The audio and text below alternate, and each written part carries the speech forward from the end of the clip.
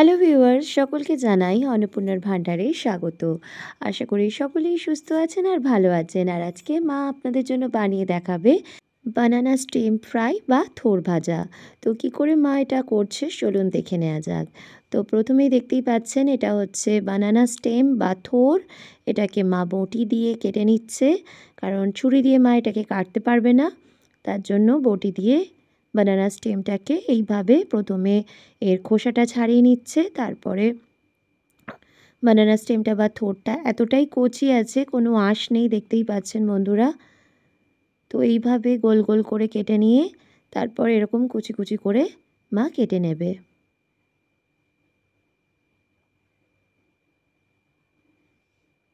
একদম কচি আছে, যার জন্য কোনো এর ফাইবারটা হাতে আটকাচ্ছে না, না হলে এর ফাইবারটা কিন্তু হাতে আটকে যায়। তো বানানা স্টেম বা থোড়টা দেখুন মা কেটে নিয়েছে এরকম ঝুড়ি ঝুড়ি করে, যেরকম আলু ভাজা ঝুড়ি ঝুড়ি করে কাটা হয় বন্ধুরা, সেরকমভাবে কেটে নিয়েছে। এবার মা দিয়ে দিচ্ছে জল, ভালো করে জল দিয়ে 3 থেকে 4 বার ভালো করে ধুয়ে নিতে হবে।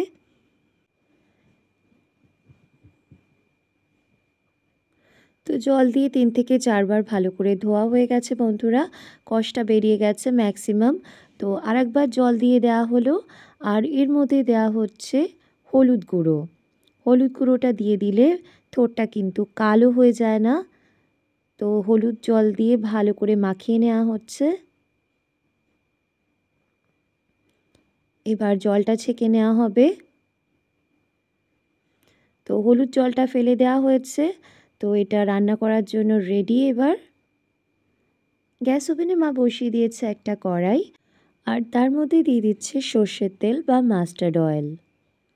তো তেলটা ভালো করে গরম হয়ে আসলে এর মধ্যে দিয়ে দিচ্ছে মা চিনেবাদাম বা গ্রাউন্ডনাট, পিনাটও আপনারা বলতে পারেন এটাকে।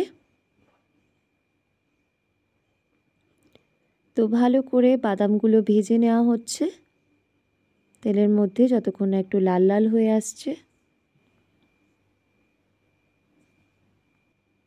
তো বাদামটা ভাজা হয়ে গেছে, এবার তেল থেকে তুলে নেওয়া হচ্ছে।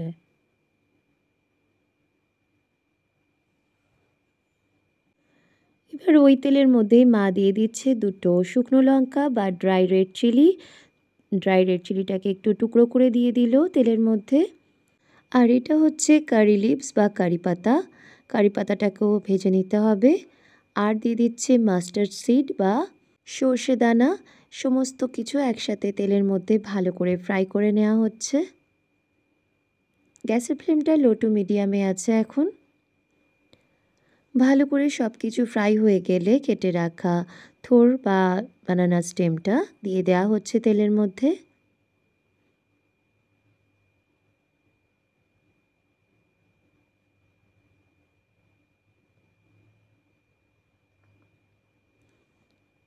এবার দেওয়া হচ্ছে আন্দাজ মতো নুন,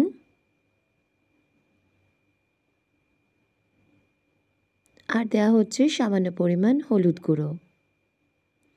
এবার ভালো করে তেলের মধ্যে এটাকে এবার ভাজা ভাজা করে নিতে হবে নুন হলুদ দিয়ে।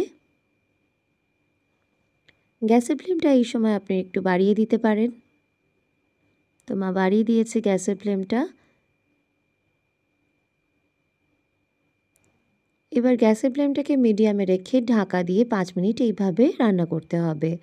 5 মিনিট ওভার হয়ে গেছে, এবার ঢাকাটা তুলে নিয়েছে। একটু নাড়িয়ে নিচ্ছে, না হলে তলাতে বসে যেতে পারে, থোড়টা পুড়ে যেতে পারে, তার জন্য একটু নাড়িয়ে নেওয়া হলো। আরও 5 থেকে 7 মিনিটের জন্য ঢাকা দিয়ে এইভাবে রান্না করতে হবে গ্যাসের ফ্লেমটাকে মিডিয়ামে রেখে। তো ঢাকাটাকে তোলা হচ্ছে 5 থেকে 7 মিনিট পর। দেখুন থোড়টা কিন্তু অনেকটাই নরম হয়ে এসছে।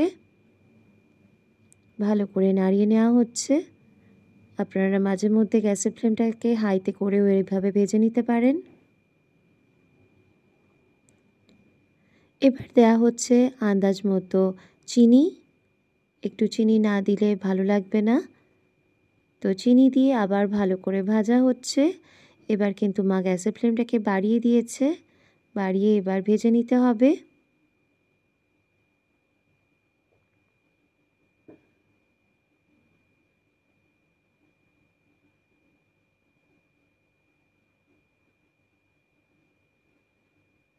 তো অনেকটাই দেখুন বন্ধুরা নরম হয়ে এসছে। এইভাবে কন্টিনিউ কিন্তু হাই ফ্লেমে আপনাকে ভেজে নিতে হবে। এবার অ্যাড করা হচ্ছে নারকেল কোড়া বা গ্রেটেড কোকোনাট। নারকেল কোড়া দিয়ে আবার ভাজা হচ্ছে। নারকেল কোড়া দিয়ে বেশ কিছুক্ষণ ভাজা ভাজা করে নিতে হবে।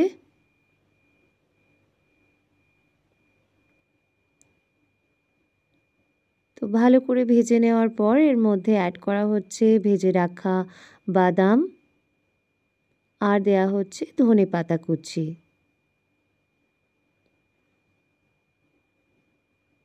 বাদাম আর ধনেপাতাটা দিয়ে ভালো করে আবার ভাজা হচ্ছে একসাথে।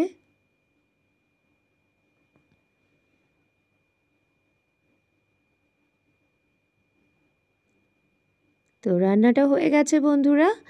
এবার মা গ্যাসের ফ্লেমটাকে বন্ধ করে দেবে। সার্ভিং এর পালা। তো সার্ভিং প্লেটে সার্ভ করে দিয়েছে আজকে আমাদের বানানা স্টেম ফ্রাই বা থোড় ভাজা। তো আশা করি আপনাদের ভালো লাগবে। আর গরম গরম ভাতের সাথে কিন্তু এই শীতকালে খুবই ভালো লাগে। আর অবশ্যই মনে রাখবেন বন্ধুরা, থোড় কেনার সময় একটু কচি দেখে কিনবেন, তাহলে কিন্তু থোড়টা খেতে খুবই ভালো লাগে। আর এইভাবে যদি রান্না করেন বন্ধুরা, মায়ের হাতে যদি এইভাবে আপনাদের ভালো লাগে, চ্যানেলটিকে সাবস্ক্রাইব করতে ভুলবেন না। লাইক শেয়ার কমেন্ট অবশ্যই করবেন। পাশে বেল আইকনটা প্রেস করে অল অপশানে ক্লিক করে দেবেন। আজকের মতো এখানেই শেষ করছি। আবার চলে আসবো অন্য কোনো রেসিপি নিয়ে।